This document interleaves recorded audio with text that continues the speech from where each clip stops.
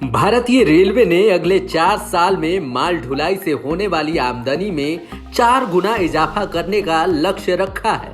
उत्तर railway भी इस दिशा में काम कर रहा है। कई कदम उठाए गए हैं, जिसके परिणाम भी सामने आए हैं। कोरोना संक्रमण के दौरान रिकॉर्ड माल ढुलाई की गई है और डेडिकेटेड फ्रेट कॉरिडोर यानी कि डीएफसी का काम पूरा होने के बाद इसमें और तेजी आएगी। केंद्रीय बजट में जून 2022 तक ईस्टर्न डीएफसी और वेस्टर्न डीएफसी का काम पूरा करने का लक्ष्य रखा गया है। ये दोनों डीएफसी दिल्ली एनसीआर से जुड़ रहे हैं। ईस्टर्न डीएफसी लुधियाना के पास साहनेवाल से शुरू होता है, जो पंजाब, हरियाणा, उत्तर प्रदेश, बिहार, झारखंड से होकर पश्चिम बंगाल के दनकुनी में खत्म होता है। इसका बड़ा हिस्सा उत्तर रेलवे से होकर गुजरता है। डीएफसी का ईस्टर्न कॉरिडोर करीब 1850 किलोमीटर लंबा है। ये लुधियाना से कोलकाता के पास दानकुनी तक फैला है।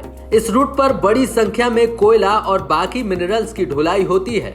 इस कॉरिडोर पर खुर्जा से भदान तक करीब 200 किलोमीटर का सेक्शन बनकर तैयार है। इसी तरह से दादरी को मुंबई में जवाहरलाल नेहरू बंदरगाह से जोड़ने वाला वेस्टर्न डीएफसी उत्तर प्रदेश, हरियाणा, राजस्थान, गुजरात और महाराष्ट्र को जोड़ेगा और वेस्टर्न कॉरिडोर यूपी के दादरी से मुंबई के जवाहरलाल नेहरू पोर्ट तक बन रहा है।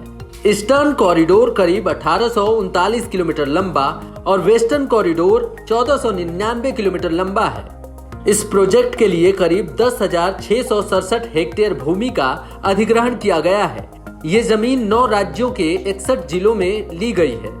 डीएफसी का वेस्टर्न कॉरिडोर दिल्ली के पास दादरी से मुंबई के जवाहरलाल नेहरू पोर्ट तक फैला है। इसकी लंबाई करीब 1500 किलोमीटर है।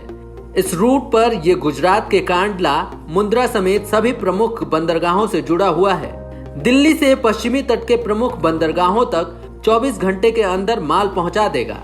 मौजूदा समय में रेलवे की मालगाड़ी इसके लिए 2 दिन या उससे ज्यादा समय भी ले लेती है, क्योंकि मौजूदा ट्रैक पर मालगाड़ियों की औसत रफ्तार महज 20 से 25 किलोमीटर प्रति घंटे ही होती है, जबकि डीएफसी पर मौजूदा क्षमता से 4 गुना भारी और बड़ी मालगाड़ी 100 किलोमीटर की रफ्तार से चल सकती है।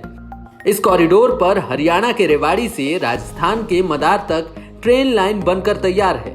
यह सेक्शन करीब 350 किलोमीटर लंबा है। ईस्टर्न डीएफसी के खुर्जा भावपुर खंड और वेस्टर्न डीएफसी के रेवाड़ी मदार खंड की शुरुआत हो चुकी है, जिसका उद्घाटन पीएम मोदी ने किया था।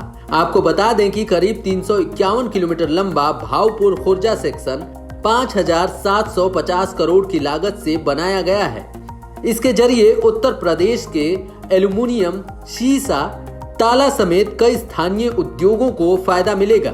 डेडिकेटेड फ्रेट कॉरिडोर बनने से कानपुर दिल्ली मेन लाइन पर ट्रैफिक भी काफी कम होगा।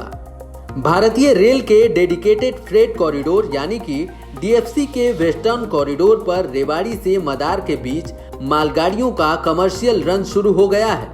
ये सेक्शन 306 किलोमीटर लंबा है और इस पर डबल स्टैक की मालगाड़ी दौड़नी शुरू हो गई है, यानी कि एक के ऊपर रखे गए कंटेनर वाली मालगाड़ी।